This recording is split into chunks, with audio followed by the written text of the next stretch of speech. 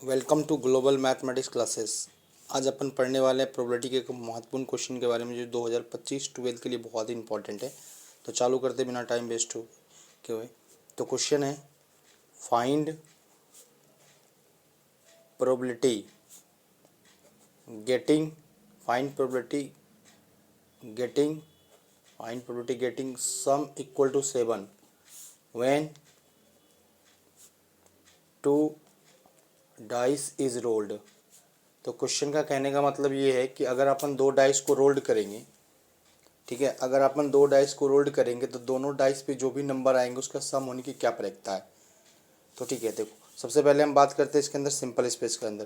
पहला डाइस उछालेंगे तो उसमें 1 2 3 4 5 6 कुछ भी आ सकता है। दूसरा डाइस में भी सेम 1 2 3 4 5 6 कुछ भी आ सकता है, कुछ भी पॉसिबल है ना। तो सबसे पहले इसका सिंपल स्पेस निकालते हैं। तो क्या क्या आएगा, पहला आएगा 1 1, फिर आएगा 1 2, फिर आएगा 1 3, फिर आएगा 1 4, फिर आएगा 1 5 और फिर आएगा 1 6।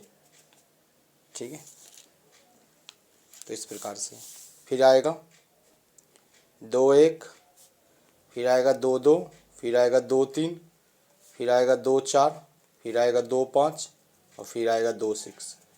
अगला आएगा 3 1, 3 2, 3 3, 3 4, 3 5 इन द लास्ट 3 6। ठीक है, अगला देखते हैं। अगला आएगा 4 1, फिर आएगा 4 2, फिर आएगा 4 3, फिर आएगा 4 4, फिर होगा 4 5 और फिर इन द लास्ट आएगा 4 6। ठीक है, अगला आएगा 5 1, फिर आएगा आपका 5 2, फिर आएगा 5 3, फिर आएगा 5 4, फिर आएगा 5 5 और फिर आएगा 5 6। अगला आएगा 6 1, 6 2, 6 3, 6 4, 6 5 और इन द लास्ट 6 6। तो ये होगा total simple space. Simple space क्या होता है, पॉसिबल कम आउट, मतलब जितना भी पॉसिबल कम आउट है वो कहलाता है सिंपल स्पेस। तो नंबर ऑफ सिंपल स्पेस अगर आप इसको काउंटिंग करेंगे तो ये 36 है। ठीक है, लेकिन मुझे क्या करना है ना, मुझे वो चुनना है जिसकी सम 7 हो। ये देखो इन दोनों का सम 7 है, जो मैं आपको दिखा रहा हूँ, इन दोनों का सम 7 है। 5 2 7 होता है, 4 3 7 होता है, 3 4 7 होता है, 5 2 2 5 7 होता है, 1 6 7 होता है।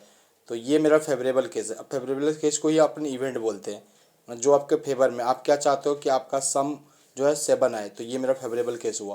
फेवरेबल केस को अपन क्या बोलते हैं, इवेंट। तो इवेंट में क्या क्या होगा, 6 1, 5 2, 4 3, 3 4, 2 5 और इन द लास्ट 1 6।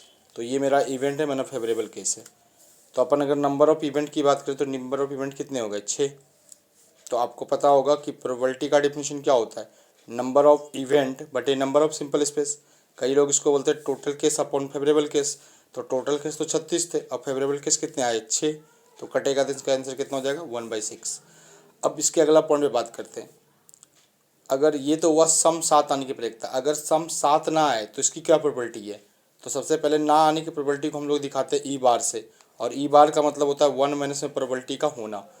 इसका मतलब हुआ प्रोबेबिलिटी का नहीं होने का मतलब हुआ 1 माइनस प्रोबेबिलिटी का होना। तो 1 माइनस में प्रोबेबिलिटी का होने का मतलब 1/6। तो इसका एलसीएम 6 आएगा, तो 6 में घटेगा तो कितना हो जाएगा, 5/6। तो सम ना आए उसकी प्रोबेबिलिटी 5/6 है, और सम 7 आए उसकी प्रोबेबिलिटी 1/6 है। सम 7 ना आए उसकी प्रोबेबिलिटी कितना है, 5/6, और सम 7 आए उसकी प्रोबेबिलिटी कितना है, 1/6। अच्छा, कुछ इंपॉर्टेंट नोट भी इसके अंदर बता देता हूँ। जैसे सबसे पहले इसमें ना एक और चीज़ होता है, जैसे इम्पॉसिबल इवेंट की प्रोबेबिलिटी क्या होती है। अगर अपन इम्पॉसिबल इवेंट की बात करें तो इम्पॉसिबल इवेंट की जो प्रोबेबिलिटी होती है वो 0 होता है। और एक आएगा श्योर इवेंट।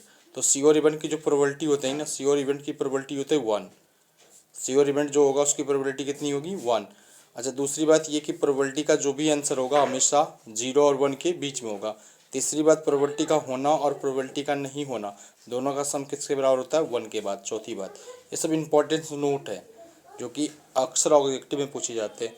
तो इसी तरह इंपॉर्टेंट क्वेश्चन देखने के लिए हमारे चैनल को सब्सक्राइब कर लीजिए ताकि आपको अच्छे अच्छे वीडियो मिल पाए।